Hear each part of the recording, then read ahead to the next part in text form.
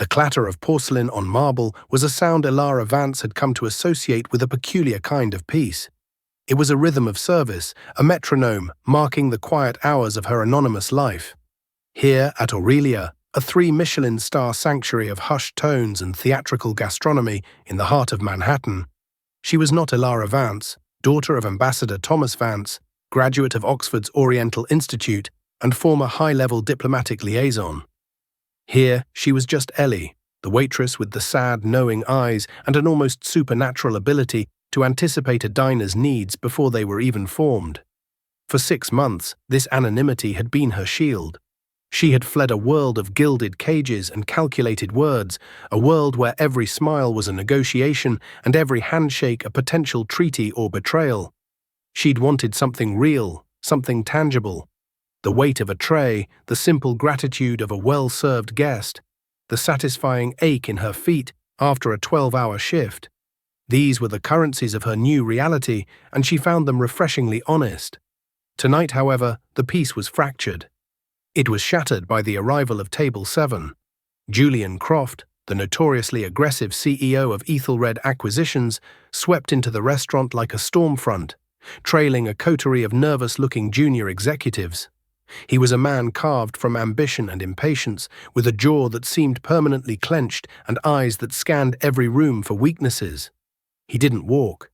He conquered territory.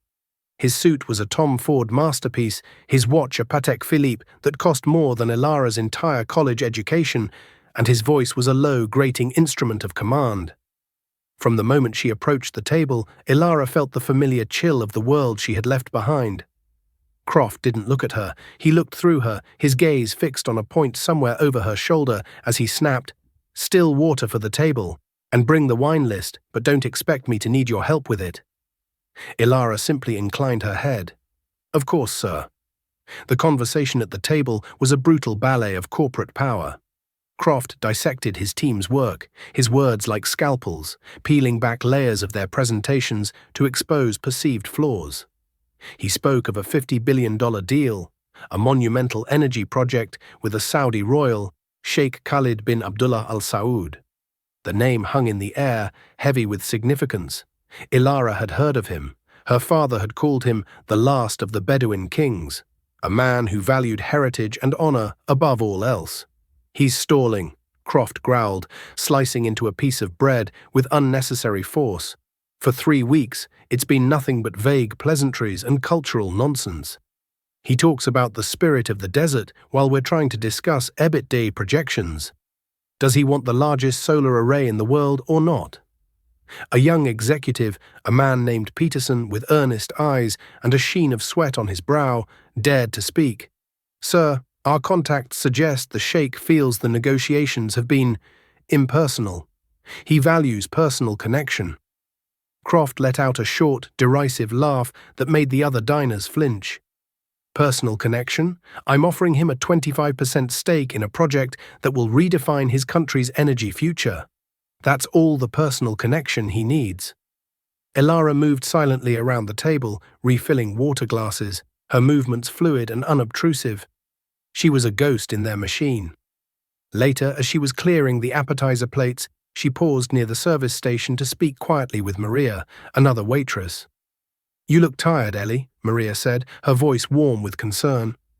Elara offered a small, weary smile. "Long day. I'm just looking forward to my night class." "Still hitting the books at the community college?" Maria asked, stacking plates. "What is it this week? Pottery?" "Art history," Elara replied softly. "It's peaceful." It was then that Julian Croft, returning from the restroom, happened to overhear the last part of their exchange. He stopped, a smirk spreading across his handsome, cruel face.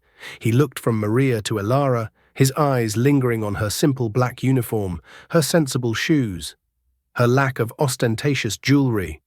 He saw not a person, but a category. He clapped his hands together, a sound like a gunshot in the hushed dining room, drawing the attention of his table and several others nearby. "Art history at a community college," he announced, his voice dripping with condescending amusement. "How utterly charming." It's comforting to know that while some of us are out building empires and negotiating multi-billion-dollar deals that shape the world, others are content to learn about pottery and discuss the finer points of serving bread. He turned his full attention to Alara, his eyes cold and dismissive. Tell me, what does someone with such limited horizons dream about? A slightly bigger apartment? A promotion to head waitress? It's a fascinating dichotomy, isn't it? The movers and the servers, the architects of the future and those who just clear the plates. The silence that followed was thick and suffocating. Ilara's cheeks burned, a hot flush of shame and anger rising within her. Maria looked horrified. Croft's own team stared down at their laps, embarrassed but too terrified of their boss to intervene. Ilara stood perfectly still. The world she had escaped had just hunted her down and cornered her in her sanctuary. All the calculated words, the casual cruelties, the class-based dismissiveness, it was all here, embodied in this one man. She could feel the stares of the other patrons. She was no longer a ghost, she was the spectacle. She looked directly into Julian Croft's smug eyes. Her training, her entire upbringing, screamed at her to remain silent, to absorb the insult with quiet dignity. That was the role she had chosen, but something inside her, a long-dormant piece of the woman she used to be, stirred. She held his gaze for a moment longer, then her expression smoothed over into one of impeccable, unreadable professionalism. She gave a slight, almost imperceptible nod. "Your main courses will be out shortly, Mr. Croft," she said, her voice perfectly even, betraying none of the fury that was coiling in her stomach. "I hope they meet your standards." As she turned and walked back toward the kitchen, the echo of his laughter followed her like a stain. He had no idea who he had just insulted. And he had no idea that his $50 billion future was about to rest in the hands of the woman he had just dismissed as nothing more than a server with limited dreams. The following week was a study in controlled tension for Julian Croft. The deal with Sheikh Khalid was on life support. Every communication from Riyadh was filtered through layers of protocol, the responses growing cooler and more distant. The Sheikh, it was communicated, felt the synergy was not right. Croft's board of directors was getting nervous. Marcus Thorne, the formidable chairman of the parent company, Sterling Vanguard, had called him twice, his voice like gravel scraping on stone, reminding Croft that this wasn't just another acquisition, it was the legacy project for the entire corporation. "He wants one final meeting, Julian," Thorne had said in their last call. "In person, he's flying to New York. He says he will make his final decision then. Don't blow this." The pressure was immense, and it made Croft even more volatile. He tore through his office like a caged predator, berating his staff for failing to crack the cultural code of the Saudis. He hired and fired 2 different translation services, claiming they weren't capturing the nuances of his proposals. "It's not about the words," he'd roared at Peterson, "it's about the salesmanship. These people are sitting on a mountain of oil money. They understand profit. We just need to make them see it." The location for the final make-or-break dinner was chosen by the Sheikh's own chief of protocol. A man of quiet, severe authority, he informed Croft's office that His Highness had requested a private dining room at a restaurant known for its discretion and quality, Aurelia. When the email landed in Croft's inbox, he barely registered the name. It was just another expensive restaurant. He was far more concerned with the logistics of the meeting itself. He would have his best pitch deck queued up on a tablet, a new translator, a supposedly brilliant academic from Columbia University, and a gift, a diamond-encrusted falcon statuette that had cost the company $250,000. He was leaving nothing to chance. For Ilara, the news of the booking came as a quiet shock. The entire top floor of Aurelia was to be reserved for a private party. The guest of honor, Sheikh Khalid bin Abdullah Al Saud. The host, Julian Croft. The restaurant manager, a meticulous Frenchman named Jean-Luc, was in a state of high alert. "This is not just a dinner," he'd announced to the staff. "This is diplomacy. Everything must be flawless. The timing, the service, the food, flawless." He had reviewed the staff assignments for the evening. "Ellie," he said, his eyes finding her, "you will be the lead server for the room. Your grace, your efficiency, it is what is required tonight. Maria will assist you." Ilara felt a cold knot form in her stomach. It was a cosmic joke of the highest order. She could have refused, feigned illness. But the thought of backing down, of letting Julian Croft's boorishness dictate her actions, felt like a surrender. It was a surrender to the very world she had fought to leave behind. No, she would do her job. She would be the consummate professional. She would be invisible. The evening of the dinner, the air in Aurelia was electric. Secret Service-style security, men with earpieces and impassive faces, swept the restaurant hours before. Ilara and the staff underwent a quiet but thorough security check. When the guests arrived, it was a study in contrasts. Croft and his team were a bundle of barely concealed American anxiety, all sharp suits and nervous energy.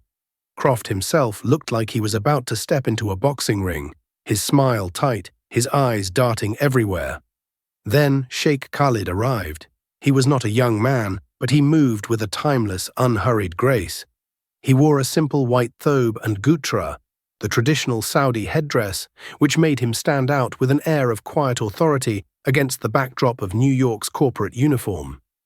His face was lined with the wisdom of the desert, and his eyes, dark and piercing, seemed to take in everything at once. He was accompanied by his chief advisor, a stern-faced man named Tariq, and his own security detail. Ilara watched from the shadows as the introductions were made. Croft's voice was a touch too loud, his handshake a fraction too firm. He immediately tried to steer the sheikh toward the tablet showcasing his presentation. The sheikh simply held up a hand. "Business, Mr. Croft, can wait until after we have broken bread. Tradition demands it." His English was perfect, accented with the polish of British universities, but there was an ancient cadence to it. Ilara took a deep breath, smoothed her apron, and prepared to enter the room. As she pushed open the door, carrying the tray of still water, her eyes met Julian Croft's for a fleeting second. A flicker of recognition crossed his face, followed by a sneer of pure disbelief and annoyance. He looked at her as if she were a piece of dirt that had somehow found its way onto his polished shoe. He gave a tiny, almost imperceptible shake of his head, a clear signal that her presence here was an unwelcome complication. Ilara ignored him. Her focus was on the guest of honor. She approached the sheikh's side, her movements silent and respectful. "Water, Your Highness?" she asked, her voice low and steady. The sheikh turned his gaze to her, and for a moment his piercing eyes seemed to look right through her facade. He saw not just a waitress, but the person behind the uniform. He gave a slight, courteous nod. "Shukran," he said softly. "Thank you," Ilara replied with an equally soft, "Afwan, you're welcome," before moving on. The dinner began, and it was a disaster in slow motion. The atmosphere was thick with a palpable disconnect. Croft, unable to talk business, tried to make small talk. He talked about golf, about the stock market, about his last trip to Aspen. The topics fell into the silence of the room like stones into a deep well.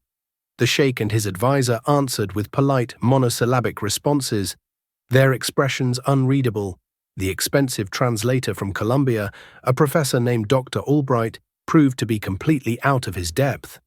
He was a master of modern Standard Arabic, the language of news broadcasts and textbooks. But the sheikh and his advisor spoke to each other in a highly formal, almost poetic dialect of Najdi Arabic, the language of the royal court, filled with intricate courtesies, historical allusions, and Quranic references. When the sheikh politely asked Dr. Albright about his lineage, a common form of respectful inquiry in his culture, the professor fumbled, explaining that his family was from Ohio, completely missing the nuance of the question. A shadow of disappointment crossed the sheikh's face. Ilara, clearing plates and refilling glasses, understood every word. She felt a growing sense of dread. Croft wasn't just failing to connect. He was actively offending his guest with his cultural ignorance. He was treating the sheikh like just another wealthy investor, not as the custodian of a proud and ancient culture. He was trying to buy a partner, while the sheikh was seeking to forge an alliance. The main courses were served, lamb cooked to perfection, spiced with flavors of the Middle East that Chef Antoine had painstakingly researched. Croft saw it as an opportunity. "You see, sheikh," he boomed, gesturing with his fork, "we do our homework. We understand your culture." The sheikh took a small bite of the lamb, chewing thoughtfully. He said nothing. The silence was more damning than any criticism. The $50 billion deal was not just stalling, it was dying on the vine, right here in this private room, surrounded by the finest food and wine New York had to offer. And Julian Croft had absolutely no idea how to save it. The breaking point came with the dessert course. A delicate saffron-infused panna cotta was placed before each guest. By now, the pretense of a friendly dinner had all but evaporated. The room was cold with unspoken failure. Julian Croft, sensing his last chance slipping away, decided to abandon subtlety altogether. "Your Highness," he began, leaning forward with an earnestness that felt entirely manufactured, "let's be frank. My team and I have spent over a year developing this proposal. The logistics are sound, the financials are impeccable. We are offering you a turnkey solution to lead the world in solar energy. What exactly is the hesitation?" Sheikh Khalid placed his spoon down gently. He looked not at Croft, but at his advisor, Tariq, and spoke in their formal, flowing Arabic. Ilara, standing by the service door, ready to pour the coffee, froze. The words were not just a question, they were a philosophical challenge. "He speaks of structures of glass and steel," the sheikh said, his tone laced with a deep melancholy.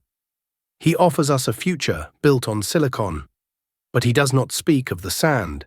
The sand remembers the footsteps of our fathers.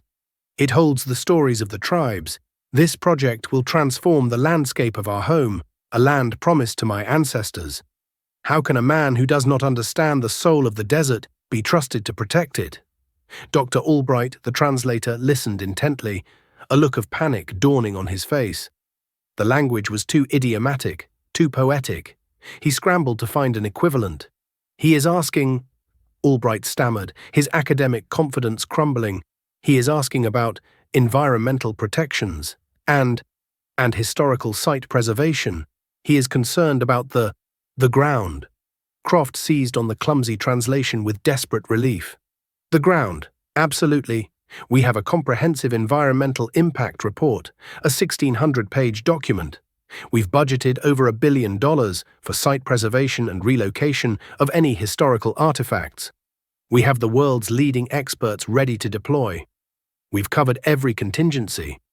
He smiled, triumphant, believing he had finally answered the sheikh's core concern, but Ilara saw the look on the sheikh's face. It was a look of profound disappointment, bordering on insult. Croft's answer, with its talk of budgets and reports, was a clinical, soulless response to a question about legacy and spirit. He had taken a poem and answered it with a spreadsheet. Sheikh Khalid sighed, a quiet final sound. He pushed his chair back slightly, a clear signal that the evening and the deal was over. He looked at his advisor and spoke a single phrase in Arabic. "It is as we feared." This was it. The moment of collapse, $50 billion, a corporate legacy, Julian Croft's entire career, all dissolving into nothing because of a chasm of misunderstanding. In that split second, Ilara Vance made a choice. Her anonymity, her quiet life, her shield. She let it all fall away. The diplomat's daughter, the Oxford scholar, the woman who had sat in rooms just like this with her father, took over. She took one step forward from the shadows of the doorway. "Forgive my impertinence, Your Highness," she said. The words came out not in English, but in the same flawless, courtly Najdi Arabic the sheikh had been speaking. Her accent was perfect, imbued with the respect and formality that had been drilled into her since childhood. The entire room fell into a state of suspended animation. Julian Croft's head snapped toward her, his face a mask of utter bewilderment and fury. Dr. Albright looked as if he'd seen a ghost. The sheikh's security detail tensed. But Sheikh Khalid himself simply turned his head slowly, his dark eyes fixing on her. He saw her now, truly saw her. The waitress uniform seemed to melt away, replaced by an aura of unexpected authority. He raised an eyebrow, a silent invitation for her to continue. Ilara took another step into the light, her posture unconsciously shifting from that of a server to that of an equal. She inclined her head respectfully. "You did not ask about the ground, Your Highness," she continued in Arabic, her voice calm and clear. "You asked about its soul. You spoke of the sand that remembers. Mr. Croft's report, for all its data, cannot quantify memory. It cannot measure the value of a story told by a grandfather to his grandson under the stars. She paused, choosing her words with the precision of a poet. This project is not about replacing the desert with glass. It is about asking the sun, the desert's oldest and most powerful friend, to share its strength in a new way. The structures will not be monuments to the future that erase the past. They should be designed to honor it. The lines of the solar arrays could follow the old caravan trails. The central command facility could be built in the style of the old Najdi forts, using modern materials but honoring traditional forms. The energy it creates would not just power cities, it could power the desalination of water to bring life back to the old oases, the very places where those stories you speak of were born. She looked directly at him, her gaze unflinching. You do not need a partner who will protect the desert's soul from the project. You need a partner who will infuse the project with the desert's soul. That is the only way it will be worthy of the land of your ancestors. A profound silence descended upon the room.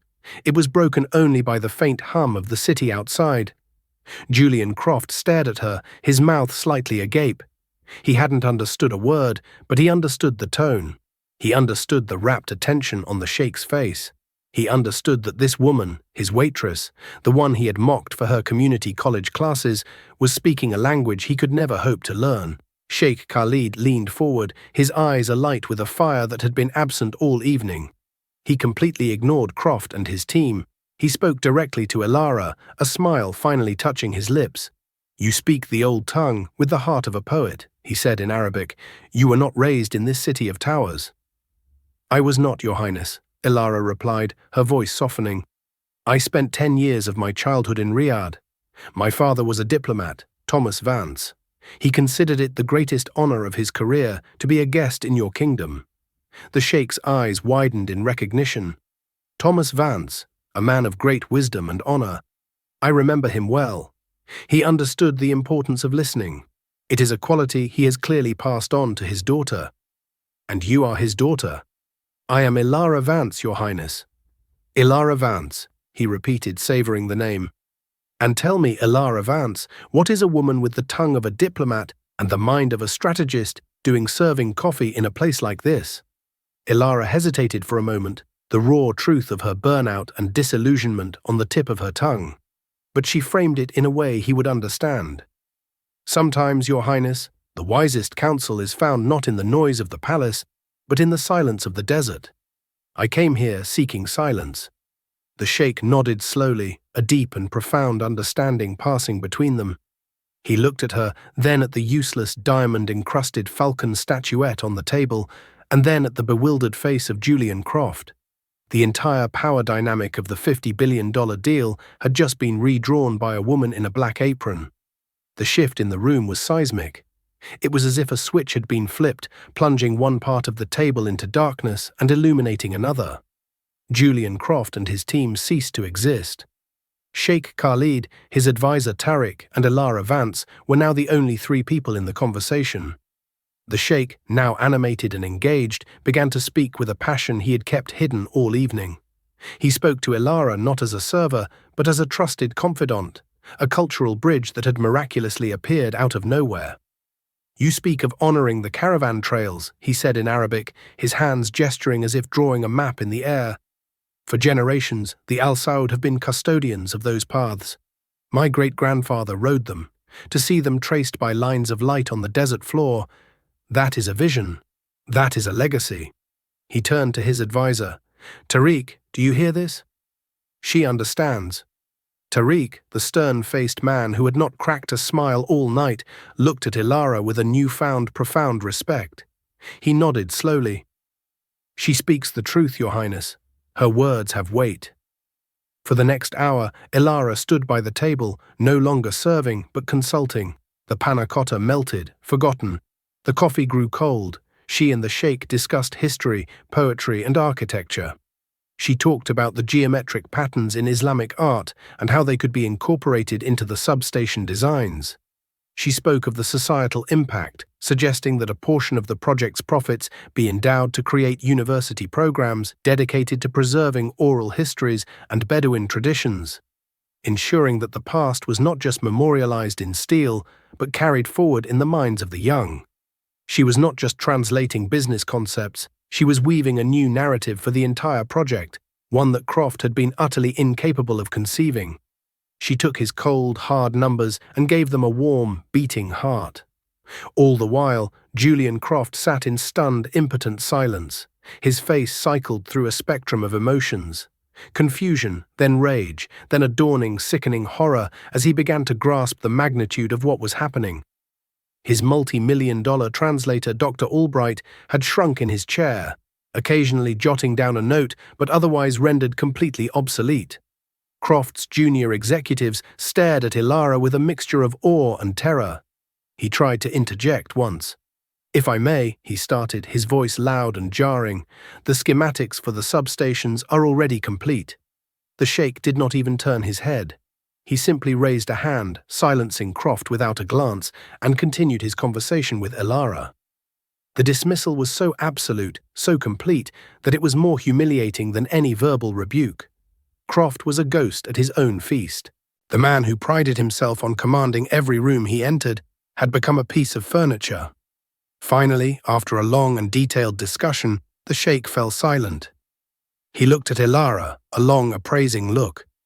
"You have given me a great deal to consider, Ms. Vance," he said, switching back to perfect English for the first time in over an hour, a deliberate act to bring the rest of the room back into his orbit. The sound of his English voice made Croft jolt upright. "You have shown me that this project has the potential for greatness, not just for profit, but for posterity." He stood up, his robes settling around him with a quiet swish. His entire demeanor had changed. The bored, disappointed ruler was gone, replaced by an energized and decisive leader.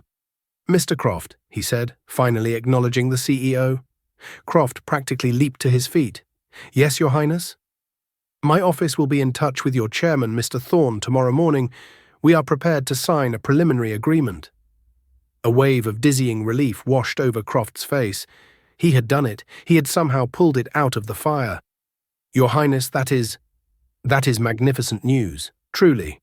I knew we could find common ground." The sheikh's lips thinned into a line that was not quite a smile. "We will proceed, yes, but with one non-negotiable condition." "Anything," Croft said, his voice slick with eagerness. "Name it." Sheikh Khalid's gaze shifted from Croft and settled with unmistakable weight on Ilara. "The deal is contingent on the appointment of Ms. Ilara Vance as the executive liaison for this project," he stated, his voice ringing with absolute authority. "She will be the bridge between our two organizations. She will have oversight on all matters of cultural and historical integration. Her office will report directly to me and to your board. She will be my guarantee that the soul of this project remains intact. Without her, there is no deal." The silence that followed was deafening. Croft's jaw dropped. He stared at the sheikh, then at Ilara, his mind refusing to process the words. The waitress, the community college girl, he was being forced to accept her as his superior on the most important deal of his life. It was an impossibility, an insult.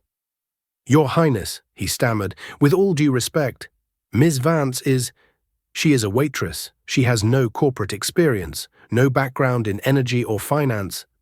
The sheikh's eyes turned to ice. "Mr. Croft," he said, his voice dangerously soft, "in the last hour, this waitress has shown more insight, more intelligence, and more diplomatic skill than your entire team has shown in the last 3 months. You see her uniform. I see a mind that can navigate 2 worlds at once. That is a skill far rarer and more valuable than an MBA. My condition is not a request. It is a prerequisite." He gave a final formal nod. "Good evening, gentlemen, Ms. Vance." With that, he and his entourage swept out of the room, leaving a vortex of stunned silence in their wake. For a long moment, nobody moved. Then, the spell broke. Julian Croft turned on Ilara, his face contorted into a mask of pure, undiluted rage. "What was that?" he hissed, his voice low and shaking with fury. "What in the hell was that? You think you can just sabotage my meeting? You think you can humiliate me in front of a client?" Ilara stood her ground, her heart pounding but her expression calm. "I did not sabotage your meeting, Mr. Croft. I saved it." "You saved nothing," he spat, taking a menacing step toward her. "You went behind my back. You conniving little...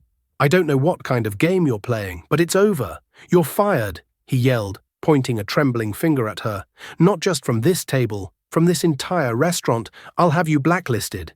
You'll never serve another glass of water in this city again." Maria and Jean-Luc, the manager, who had been hovering by the door, rushed in, their faces pale with alarm. "Monsieur Croft, please," Jean-Luc pleaded, but Croft was beyond reason. His entire world had been upended by the woman he had belittled. His power, his status, his carefully constructed universe of hierarchies, it had all been threatened. And his only response was to lash out with the one tool he had left. "Get her out of my sight," he seethed, turning his back on her as if she were too disgusting to look at. "She is nothing." Ilara didn't flinch. She simply looked at him, at this man of supposed power, now reduced to a sputtering, impotent rage. She didn't feel anger anymore. She felt a profound, chilling sense of pity. He had just threatened to fire a woman who, in the morning, would hold the fate of his $50 billion deal and his entire career in the palm of her hand. The morning light that streamed into Ilara's small, tidy apartment in Queens felt different. Yesterday, it had illuminated a life of quiet simplicity. Today, it felt like a spotlight. She had barely slept, her mind replaying the events of the dinner in a dizzying loop. The sheik's words, Croft's face, the sudden terrifying weight of a future she had never asked for. Her phone had been silent all night. She had half expected a call from Jean-Luc, apologizing but explaining that he had to let her go to appease a powerful client. But the call never came. At precisely 8:00 a.m., her phone rang. The caller ID was a blocked number. She hesitated, then answered. "Is this Ms. Ilara Vance?" The voice was deep, resonant, and accustomed to command. It was a voice that did not ask questions so much as state facts that required confirmation. "It is," Ilara said, her own voice steadier than she felt. "This is Marcus Thorne, chairman of Sterling Vanguard. I believe we have something to discuss. A car will be waiting for you downstairs in 1 hour. We'll be meeting at our headquarters on Park Avenue, 52nd floor." There was no "if you're available" or "would you be willing to." It was a summons. "I'll be there," Ilara said. The line went dead. She stood in the center of her living room, the phone still in her hand. Sterling Vanguard, the parent company of Ethelred Acquisitions, the top of the food chain. It was happening. She walked to her closet, pushing past the simple black and white uniforms she had worn for 6 months. Tucked in the very back, in a garment bag to protect it from dust, was a ghost from her former life, a dark navy Armani suit tailored to perfection, crisp, severe, and utterly professional. She had kept it as a reminder of what she'd left behind. Now it was her armor. An hour later, as she stepped out of the black town car in front of the gleaming glass and steel monolith of the Sterling Vanguard building, she felt the transformation complete. The sensible shoes had been replaced by understated leather heels. Her hair, usually tied back in a simple ponytail, was now styled in a sleek professional chignon. She was no longer Ellie, the waitress. She was Ilara Vance, and she was walking back into the lion's den. The boardroom on the 52nd floor was an exercise in minimalist power. A single, massive mahogany table dominated the room, surrounded by chairs that cost more than her monthly rent. The floor-to-ceiling windows offered a panoramic, godlike view of Manhattan. Marcus Thorne sat at the head of the table. He was a man in his late 60s, with a mane of silver hair and eyes the color of a winter sky. He exuded a stillness that was more intimidating than any overt display of power. Seated further down the table was Julian Croft. Croft looked terrible. His face was ashen, his eyes were bloodshot, and the hand that held his coffee cup trembled slightly. When he saw Ilara walk in, his expression soured into a mixture of hatred and disbelief. He clearly thought he was here to give his side of the story and have her dismissed as an irrelevant, meddling nuisance. He hadn't yet understood the new reality. "Ms. Vance," Thorne said, his voice as cool and polished as the table between them. "Thank you for coming. Please, have a seat." He gestured to the chair directly opposite Croft. Ilara sat, placing her portfolio on the table. She met Croft's glare with a calm, neutral expression. Thorne steepled his fingers. I had a very illuminating conversation at 6 o'clock this morning with Sheikh Khalid. He was, and I quote, enchanted by his dinner last night.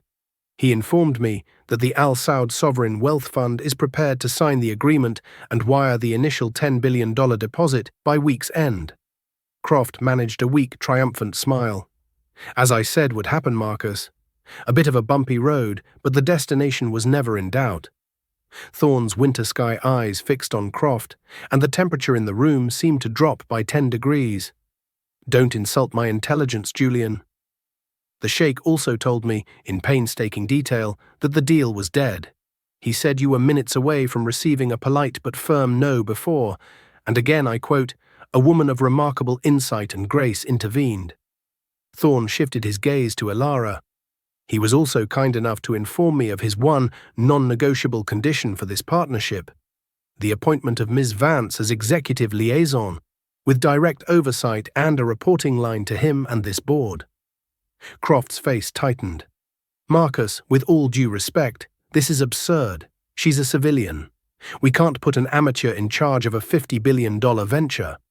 We can appease the Sheikh, give her a token consulting role, a fancy title, but she can't have any actual authority. That is where you are wrong, Julian, Thorne said, his voice flat and final. The Sheikh was very clear. Her authority is the entire point. He trusts her. He does not, it seems, trust you. Thorne slid a single piece of paper across the table toward Croft. This is the message log from your team's communications with the Sheikh's office over the last month. It's a litany of cultural blunders, impatient demands, and tone-deaf correspondence. You treated him like a mark to be closed, not a partner to be courted. You almost blew the single largest deal in this company's history because of your arrogance. I got the deal done, Croft insisted, his voice rising in desperation. No, Thorne corrected him, his voice cutting through the air like a shard of ice. You lost the deal. Ms. Vance here recovered it from the wreckage you created. Thorne leaned back in his chair, his expression devoid of any emotion. This company, Julian, is a warship. It is not a cruise liner. Every single person on board must be an asset. If a component proves to be a liability, it is cut loose, immediately. Your leadership on this project has proven to be a catastrophic liability. Croft stared at him, the color draining completely from his face as the meaning of Thorne's words finally sank in. Marcus, you can't be serious. I have never been more serious in my life, Thorne said. The board met an hour ago. We are invoking the breach of fiduciary duty clause in your contract. Your tenure as CEO of Ethelred Acquisitions is terminated, effective immediately. Security will escort you to your office to collect your personal belongings. You will then be escorted from the building. It was a corporate execution, delivered with the cold, sterile precision of a surgeon. Julian Croft looked as though he had been physically struck. He swiveled in his chair to look at Elara, his eyes wide with a horrifying final understanding. This woman, this waitress, hadn't just upstaged him. She had replaced him. His mockery, his condescension, his casual cruelty at the restaurant, it had all come back to incinerate his entire world. You, he whispered, the word filled with venom. You did this. Elara met his gaze without flinching. No, Mr. Croft, she said, her voice quiet but firm. You did this to yourself. Two uniformed security guards, who had been waiting silently outside the door, entered the room. They stood on either side of Croft's chair. He was finished. The architect of the future had just been served his eviction notice. With Julian Croft gone, the atmosphere in the boardroom, though still tense, became breathable again. The violent, ego-driven energy had been excised, leaving a vacuum of pure, uncut business. Marcus Thorne turned his full, undivided attention to Elara. His gaze was appraising, like a jeweler examining a rare and unexpected gem. Ms. Vance, he began, his tone shifting from executioner to negotiator, we find ourselves in a unique position. The Sheikh's condition is, as he stated, non-negotiable. This $50 billion deal hinges entirely on you. He paused, letting the weight of that statement settle.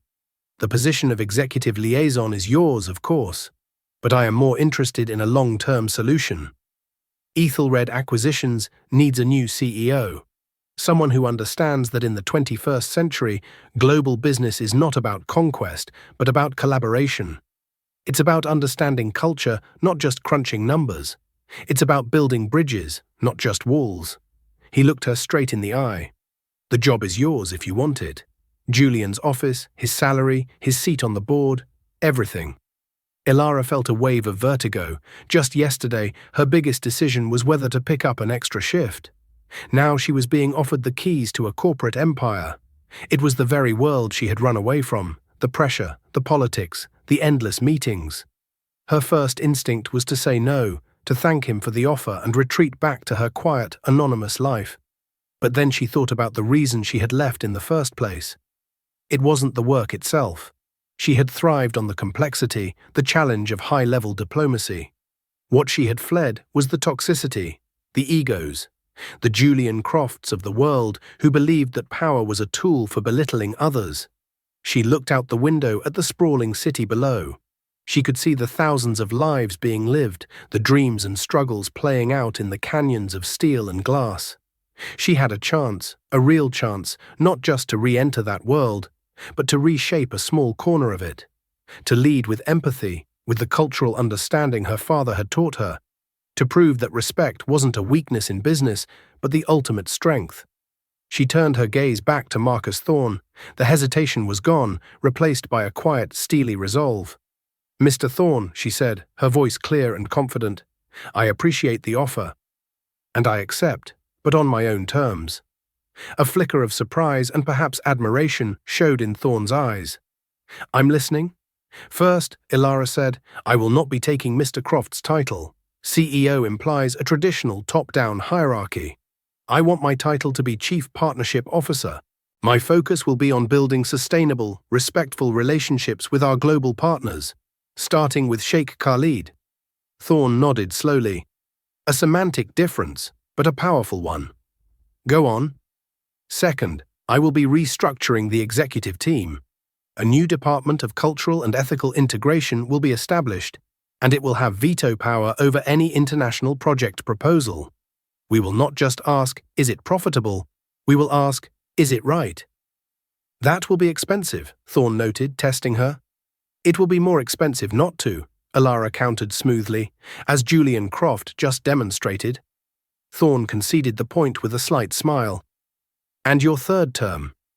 "My third term is personal.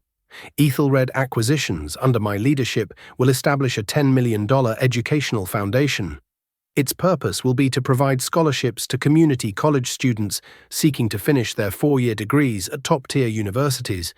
We will value potential wherever we find it, not just where we expect it to be." She leaned forward, her passion for the subject evident.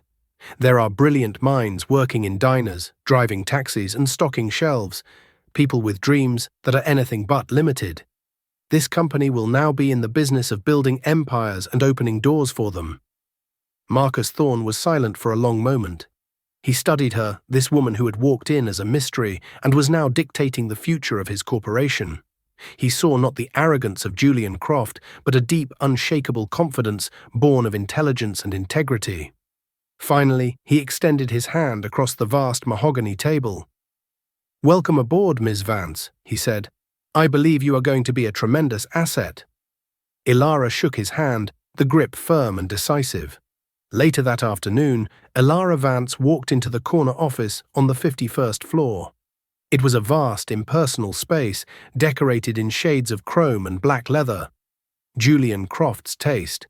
His personal effects were already gone, leaving only the faint, cloying scent of his expensive cologne. She walked to the floor-to-ceiling windows and looked out. The view was the same one she had seen from the boardroom, but it felt different from here. It wasn't a map of territories to be conquered. It was a tapestry of human connection, of possibilities. She hadn't sought this power, in fact, she had run from it. But now that it was in her hands, she understood its true purpose. It wasn't about the title, or the office, or the money. It was about the ability to make a difference, to ensure that the brilliant, the honorable, and the empathetic had a seat at the table. Her phone buzzed. It was a text message from Maria, her friend from Aurelia. "Heard what happened. They're all talking about it. Are you okay? Do you still want me to save you a seat at art history tonight? Elara smiled, a genuine, unburdened smile. She thought of the quiet classroom, the smell of old books, the simple peace of learning for its own sake. She would miss it, but she had found a new classroom, a bigger one. She typed her reply. I can't make it tonight. I have a new project I'm working on. But thank you. For everything. She put the phone down and looked back out at the skyline. The sun was beginning to set, painting the clouds in hues of orange and gold. It was a new day, a new beginning, and Elara Vance was finally ready to build her own kind of empire. One founded not on condescension and cruelty, but on the simple, revolutionary idea that everyone, no matter their background, deserved to be seen.